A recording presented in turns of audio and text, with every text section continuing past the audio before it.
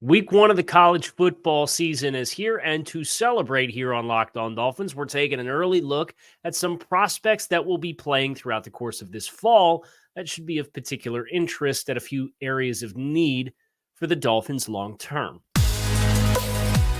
You are Locked On Dolphins, your daily Miami Dolphins podcast, part of the Locked On Podcast Network, your team every day.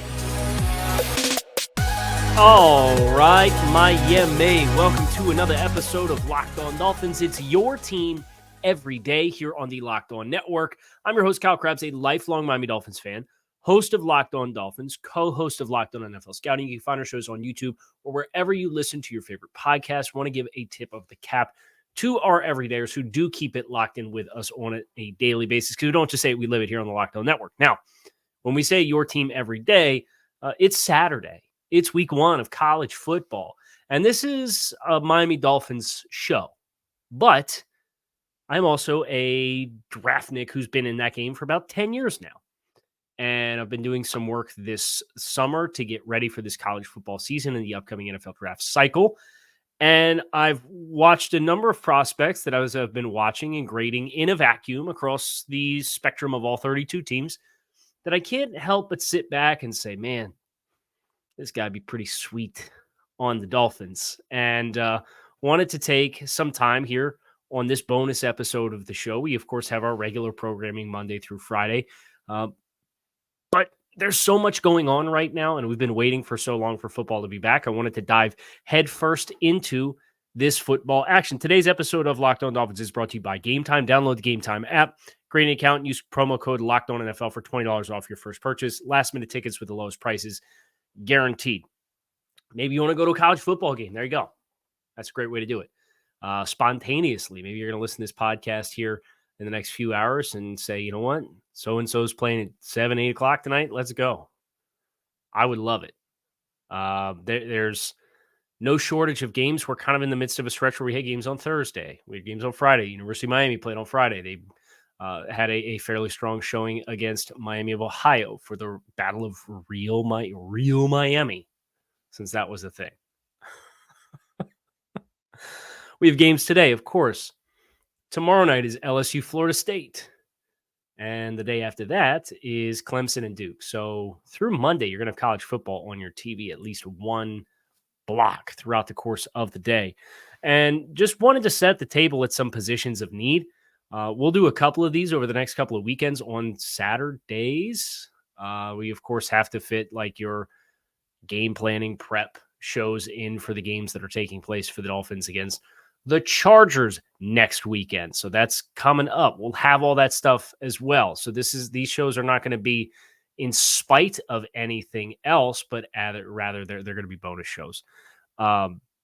Starting with, I think, what a lot of people would consider to be three areas of question for the Dolphins as things currently stand with the roster that they are getting ready to field this season.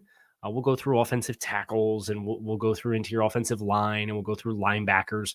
But today is tight ends, interior defensive linemen, and safeties are the three positions for me that when I look at this roster and you acknowledge the changes that could be coming as the team transitions from a cap perspective and a roster management perspective and a team building perspective, there's going to be some upheaval in these groups somewhere along the way, or there's a dire need of depth, or there's a dire need of a needle mover that's a starter for all three of these position rooms. So we're going to start with the tight end room. And the Dolphins, of course, have Durham Smythe, Tyler Kroft, undrafted free agent Julian Hill. They have Tanner Connor on the practice squad.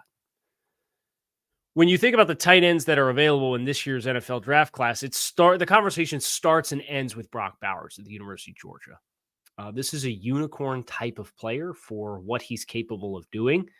Presuming the Dolphins get to next April and they have a first-round pick, wouldn't that be a sight to see after the last couple of years? I can't guarantee that Brock Bowers will be in a range where we're expecting the Dolphins are going to be picking. But it also is interesting that Brock Bowers is a little off the beaten path of the traditional tight end play. Some people would probably argue he's a tweener. I see a high-level football player who may fall because of positional value, when it's all said and done. But this is a 6'4", 240, 245-pound player who takes end arounds for Georgia. Very dynamic in the passing game, very sticky in the run game. I think you look at what the Dolphins went after with players like Elijah Higgins and Tanner Connor with that level of versatility. Brock Bowers, from a versatility standpoint, he's not Darnell Washington, who was a guy I was really emphatic. I would have loved to have seen the team add last year. Well, they wanted more versatility tight end. Brock Bowers gives you that. When I look at the rest of the tight end group, I think there's a couple of really intriguing players, but I don't see any other needle movers. I don't see anybody else that I would put in consideration to be like a top 50 pick as of right now. Now, there's talented players like Eric All, who transferred to Iowa from Michigan, and CJ Dip.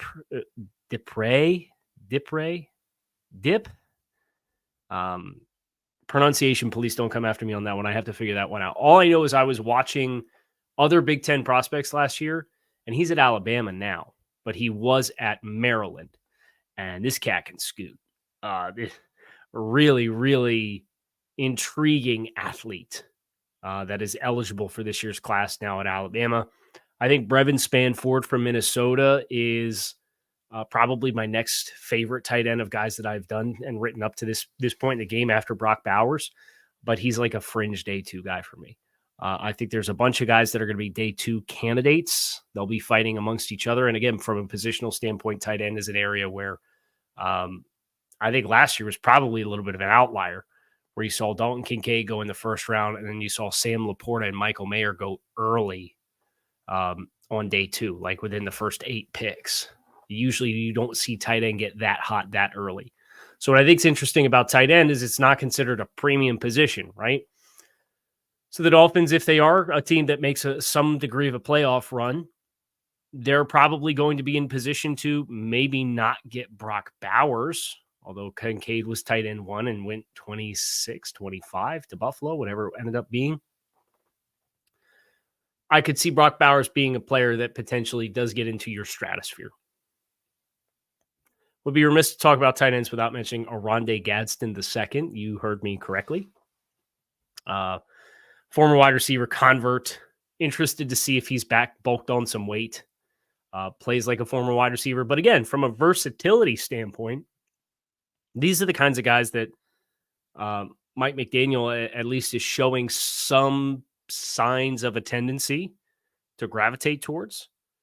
So I think that's food for thought. Oronde Gadsden Jr. Right now, I have him graded as a early day 3 prospect who I could see sneaking into that top 100 conversation as well.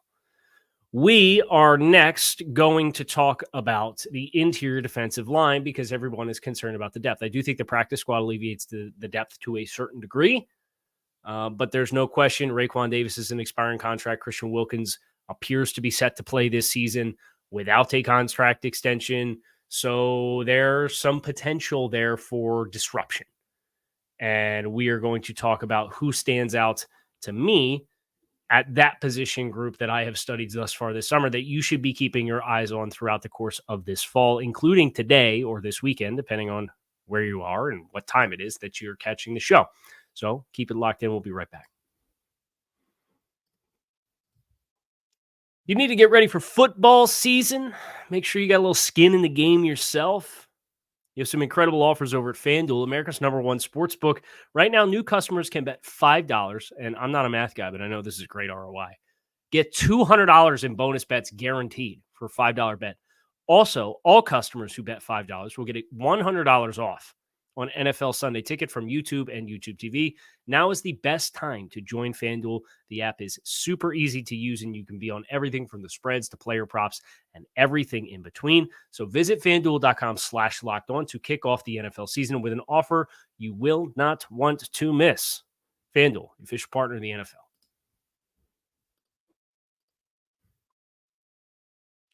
So as we alluded to, the interior defensive line group is one that we're not guaranteed to have upheaval in, but it is an area that appears to lack stability.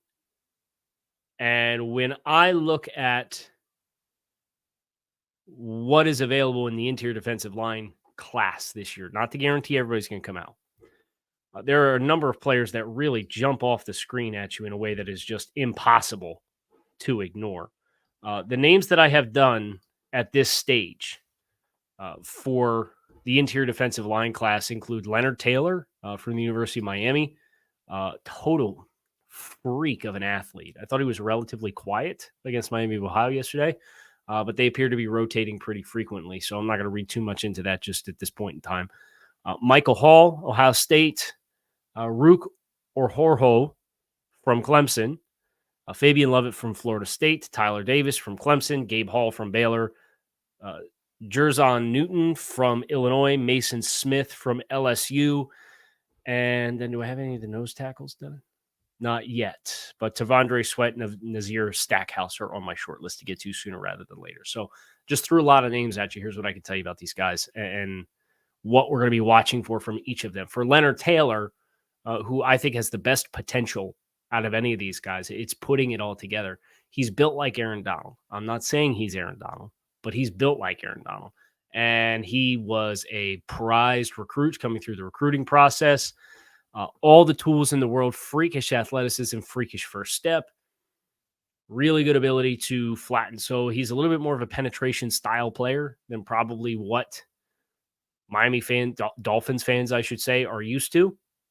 If I were to pick out the player that I think probably parallels the most to what you have seen from this Dolphins front in recent years, it's probably Newton from Illinois. And I do think he's the second best interior defensive lineman that I've graded. And from a grades perspective, I do have him down in the first round range. So I think that's a player that you could have a realistic conversation about potentially being someone that you would take in the 20s. Now, I have Leonard Taylor graded higher than that, but I'd be surprised if Leonard Taylor's a player the Dolphins sniff unless he does not put together the season that I think he's capable of. And if he doesn't do that, then he might not come out at all. So time will tell with Leonard Taylor. But Newton from Illinois, I think, is a player who showcases penetration ability, showcases first step ability, showcases the ability to control the point of attack with a decent amount of consistency. So if you're the Dolphins and you want to continue to roll deep behind Zach Sealer and potentially, presumably, Christian Wilkins, they've been working on that contract extension. I think that's probably the first place that my mind goes is Newton's probably the best available option for you. Now, some of these other guys, whether it's Michael Hall from Ohio State's kind of had this weird trajectory for the last few years of interior defensive linemen that they put through, and they're all built the same way. They all win the same way. And I think Hall's an extension of that. And I could see a pathway for Michael Hall being a fit for Miami, but I think in this Dolphins defense, he's probably more of a, at least early on in his career, rotational pass rusher. So he's not really a name that jumps off the screen at me. I do think Nazir Stackhouse, who I'm familiar enough with from the University of Georgia, and Tavondre Sweat, the space eater, A-gap defender type players. I think that's the big mystery for Miami if they get the contract extension done with Christian Wilkins. So it's a lot of powerhouse programs that have kind of guys that are up at the top of my list here between the University of Miami. You have Ohio State. Clemson's got two guys as far as interior defensive linemen with Orhorho and Tyler Davis. Texas, Florida State, you name it. So odds are you're going to turn on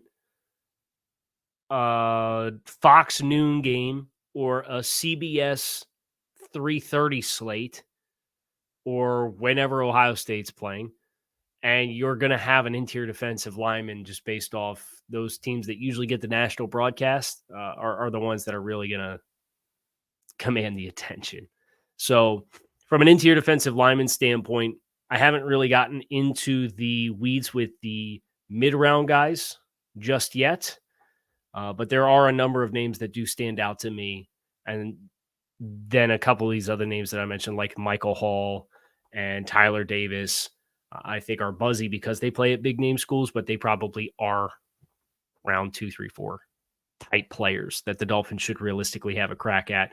Of course, we'll see what the Dolphins ultimately decide to do as far as adding or subtracting more draft capital to what they're currently scheduled to, both at the trade deadline and then in the build up to the draft, and any players that they might not be able to agree to contract extensions. So there's this big variable of unknown. And I think the Dolphins the last few years have shown to us not to take anything for granted or assume anything as it pertains to what their pre-draft process and strategy is going to be, because we've seen them exhaust draft capital. We've seen them load up on draft capital, and we're kind of entering into a new chapter after this season with potentially being a team that has been competitive and is looking to now sustain the competitiveness.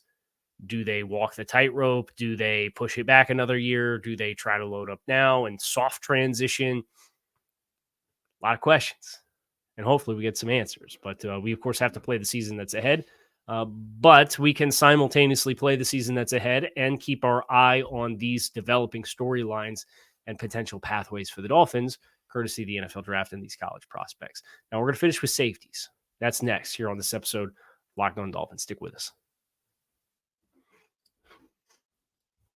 College football. We're talking college football, NFL, all kinds of sporting events back into potentially your daily routine. And if you're looking to get to the game and you want to avoid all the stress that's typically invoked with planning a trip or planning an event, Gametime is the place for last-minute ticket deals. You could forget planning months in advance. Gametime has deals on tickets right up to the day of the event. You can get exclusive flash deals on tickets for football, basketball, baseball, concerts, comedy, theater, and more. The Gametime guarantee means you'll get always the best price no matter what. If you find tickets in the same section or row for less, Gametime will credit you 110% of the difference. It's the fastest growing ticket app in the country for a reason. From getting pictures of your seats beforehand to being able to buy tickets in a matter of seconds to having the tickets sent directly to your phone. There's no digging through your emails. You can snag tickets without the stress at Gametime. Download the Gametime app, create an account, and use code LOCKEDONNFL for $20 off your first purchase. Terms do apply. Again, create an account and redeem code LOCKEDONNFL for $20 off. Download Gametime today. Last minute tickets at the lowest prices guaranteed.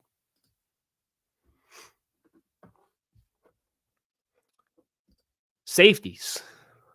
This is an interesting group. You've got Javon Holland, who's presumably going to be here for a long time. With Deshaun Elliott on a one-year deal. Brandon Jones in the last year of his contract and really did not play at all in the preseason. You got Elijah Campbell, who's been a career special teams-esque type of player. You've got Verone McKinley, who's an undrafted free agent who's entering into year 2. It's kind of a wild west of opportunities for the Dolphins. The good news is this, and it follows the same parallel as tight end. If you were to put premium positions across the league on a board and rank them like you were ranking prospects, tight end would be closer to the bottom. So would safety. And I look at the safeties that are available in this year's class, and holy guacamole, like Zach's Mighty Tortilla Chips. There are some stud safeties that are available and eligible for the 2024 NFL Draft. 2 of them, one of them I like significantly more than the other, but the University of Miami, like having Leonard Taylor at defensive tackle, University of Miami has 2 draft-eligible safeties that would probably be top 100 picks between Cameron Kinchins and James Williams. Now, Kinchins, for me, is the best safety eligible for the class. I think he's an absolute stud. He's got big-time range. He's got big-time ball skills. He can play high center field. He's not afraid to come down. He has some competition, but Kinchins is the one for me with the ball hawking ability, the capabilities of generating turnovers, and the range and speed that really moves the needle. The other player that I have a first-round grade on is not James Williams. I have a fringe top 100 grade for him, but I could see the pathway because he's like a 6'2", 220-pound powerhouse enforcer type player. Some teams might view him as a linebacker. Sometimes prospects get dinged for stuff like that. So I think for James Williams, how much high-end and capable back-end play can you showcase this season? It's the storyline for him. For Kinchins, the other first-round safety that I have is Tyler Nubin from Minnesota. He's already played this week in week 1, and that dude went out and got 2 picks, including the swing opportunity that allowed the University of Minnesota to come back from, it was like 10 points down. Was it 10 points down? 7 points down in a minute and a half, and the other team had the ball. And he had a second interception was a big-time play to jump in front of a route that sat down in zone coverage. And he's really, really good instinctually. He's a bigger safety than Kinchins. He's not as explosive or dynamic. And I think about Nubin, and he's not the athlete that Javon Holland is, but I think as far as the versatility, the tackling, the instincts, Nubin's probably a better complement for what the Dolphins currently have in their staple player. And that's a player who you have a really hard time seeing safeties get drafted in the first round of NFL drafts. And I think that bodes well for Miami to say, hey, if we want to address some of our areas of need and we want to leave safety as an open position for us when we get to April, you can see the best of the best be available on the board. So case in point, the top safety this year was Brian Branch, who went 45. He had no business being on the board at 45. You go to 2022. Kyle Hamilton went at 14. The next highest safety was Lewis Seen at 32. So that's, and then probably the player who had the best year last year and the player who might have the best year too is Jalen Petrie from Baylor, who went to Houston, and he went there at 37. 2021, your top safeties, Javon Holland, he went at 36 to the Dolphins. 2020, your top safety to come off the board was Xavier McKinney, went out of Alabama, and went to the New York Giants at 36 overall. So my point is, if the Dolphins keep a first-round pick and they address their other needs, you say, hey, we want to draft a player that is going to contribute to our team right off the jump, instead of, hey, we're going to get a couple guys in the pipeline, we're going to develop them and draft ahead of our needs a little bit like they did with Ezukama and like they did with Tyndall that everybody's stressed out about. If you want to get a player to come in and be a contributor, safety's a spot. And there's other dudes we haven't even talked about yet, like Andrew Makuba from Clemson, Caitlin Bullock from USC, Cole Bishop, who played against the University of Florida and helped lay the smacketh down on the Florida Gators the other night. These are all, I would not be surprised if they were top 2 rounds type of players. So you have a large surplus at safety. So it'll be interesting to see as the Dolphins make their personnel decisions and as these players declare themselves throughout the course of the fall, what the Dolphins choose to prioritize and not prioritize. But I'm putting it on your radar now because these are areas that I look at the roster and say, yeah, there's going to be some influx here. There has to be. We'll do another one of these again soon. I hope you guys enjoyed this Saturday edition of Locked On Dolphins. It's your team every day. I appreciate you guys. And listen, this was one of the busiest weeks in the history of the show, which is very cool for me. I've been here since 2020, and for the enthusiasm that this fan base has for this football team right now, I know everybody's anxious for the season to start, so am I. We're 8 days away from the Dolphins kicking off their respective season in the 4 o'clock hour. I'll be here for you. So hit subscribe, follow, and you can find us on YouTube or wherever you listen to your favorite podcast. Shout out to our everydayers. Make it a great day. Enjoy the college football this weekend. I'll be back to talk to you all again soon. Fins up.